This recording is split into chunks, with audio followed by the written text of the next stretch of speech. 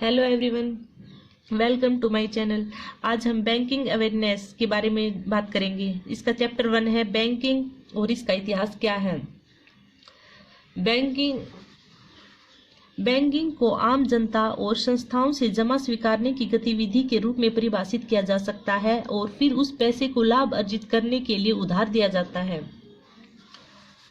अब बैंकिंग में केवल जमा और ऋण ही शामिल नहीं है, लेकिन इसमें डेबिट और क्रेडिट कार्ड जारी करने जैसी सेवाएं, मूल्यांकन वस्तुओं की सुरक्षित अभिरक्षा प्रदान करना, लॉकर्स, एटीएम सेवाएं और देश दुनिया भर में ऑनलाइन धनराशि का स्थानांतरण भी शामिल है। बैंक एक वित्तीय संस्था है जो बैंकिंग कार्य करता है, जैसे जमा स्वीकार करता है और लाभ अर्जित करने हेतु धन उधार देता है। कोई कंपनी जो ऊपर परिभाषित बैंकिंग के व्यवसाय का लेन देन करती है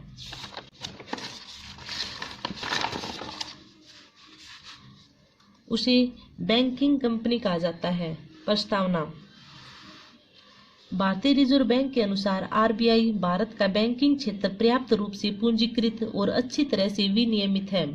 भारतीय बैंकिंग उद्योग ने हाल ही में भुगतान बैंक और लघु वित्तीय बैंक के जैसे नए बैंकिंग मॉडल को जो देखा है। आरबीआई के नए उपाय घरेलू बैंकिंग उद्योग के पुनर्गठन में सहायता करने में लंबा समय ले सकते हैं। 25 देशों में से भारत में डिजिटल भुगतान प्रणाली सबसे अधिक विकसित हुई है, जिसमें भारत की तत्काल भुगतान सेवा IMPS एकमात्र प्रणाली है जो faster payments innovation index FPII में 5वें स्तर पर है। बाजार का आकार। सार्वजनिक क्षेत्र के बैंकिंग व्यवस्था परिसंपत्तियों के 70% से अधिक भाग को नियंत्रित करते हैं। इस तरह अपने निजी बैंकों के लिए तुलनात्मक रूप से छोटा भाग ही रह जाता है। बैंक अपने ग्राहकों को मोबाइल फोन का प्रयोग करते हुए उनके वित्त को प्रबंधन करने के लिए प्रोत्साहित कर रहे हैं। चूंकि आरबीआई अधिक सुविधाएं देता है, जैसे कि वोल्टेज और बैंक खातों के बीच असीमित फंड ट्रांसफर, जिसमें मोबाइल वोल्टेज को वित्तीय व्यवस्था में मजबूत बनने की उम्मीद है। भारत में बैंकिंग क्षेत्र का इतिहास। संयुक्त पूंजी प्रकार का पहला बैंक ऑफ बॉम्बे में 1720 में स्थापित किया गया था। इसके बाद 1770 में एक एजेंसी हाउस द्वारा कलकत्ता में बैंक ऑफ हिंदुस्तान स्थापित किया गया। गवर्नर वारेन होस्टिंग्स के एक प्रस्ताव के बाद 1773 में बंगाल और बिहार का जनरल बैंक अस्तित्व में आया, जो एक अल्पकालिक प्रयोग साबित हुआ। पहला प्रेसिडेंसी बैंक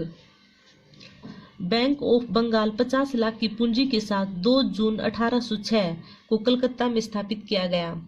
बैंक को 1823 में नोट जारी करने की शक्तियां दी गई। दूसरा प्रेसिडेंसी बैंक ऑफ बॉम्बे 1840 में 52 लाख रुपए की पूंजी के साथ स्थापित किया गया था और बैंक ऑफ मद्रास जुलाई 1843 में 30 लाख रुपए की पूंजी के साथ स्थापित तीसरा प्रेसिडेंसी बैंक था। बैंक ऑफ बॉम्बे के पतन के साथ जनवरी 1868 में न्यू बैंक ऑफ बॉम्बे की स्थापना हुई।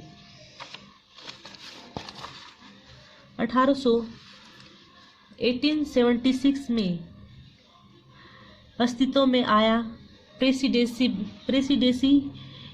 बैंक अधिनियम 3 प्रेसिडेंसी बैंकों को एक सामान्य कानून के तहत लाया और उनके व्यवसाय पर कुछ प्रतिबंध लगाए। पहला भारतीय स्वामित्व वाला बैंक 1865 में इलाहाबाद में स्थापित इलाहाबाद बैंक था। दूसरा पंजाब नेशनल बैंक था, जिसकी स्थापना 1895 में लाहौर में की गई थी। और तीसरा बैंक ऑफ इंडिया था, जिसकी स्थापना 1906 में मुंबई में की गई थी। इन सभी बैंकों की स्थापना निजी स्वामित्व के तहत की गई थी। 1906 के स्वदेशी आंदोलन ने भारतीय स्वामित्व के संयुक्त पूंजी बैंकों और central bank of India, bank of Baroda, Canara bank, Indian bank और बैंक ऑफ मैसूर जैसे कई और भारतीय वाणिज्यिक बैंकों को 1906 और 1913 के बीच स्थापित किया गया।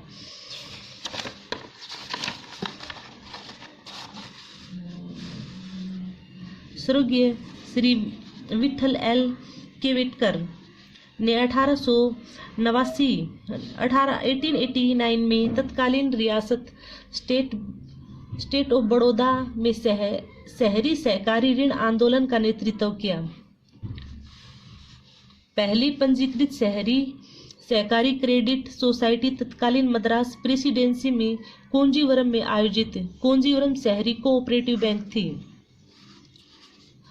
नोट: वे प्रेसिडेंसी बैंकों के रूप में जाने जाते थे क्योंकि वे 3 प्रेसिडेंसी में स्थापित किए गए थे जो ईस्ट इंडिया कंपनी के लिए देश में प्रशासनिक अधिकार क्षेत्र की इकाइयां थी। प्रेसिडेंसी बैंक रॉयल चार्ल्स द्वारा शासित थे।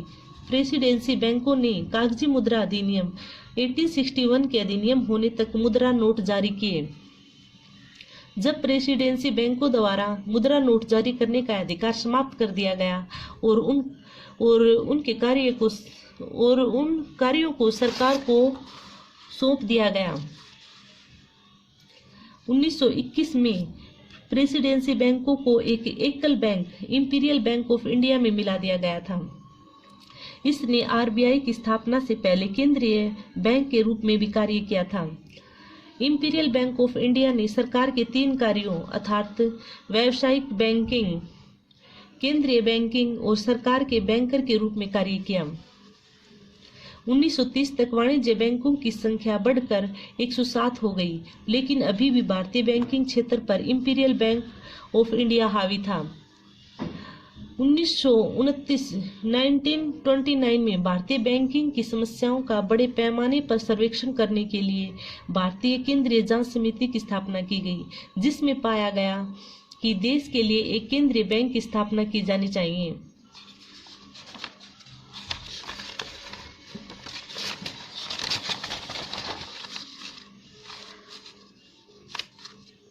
भारतीय रिजर्व बैंक अधिनियम 1934 ने भारतीय रिजर्व बैंक की स्थापना का मार्ग प्रशस्त किया।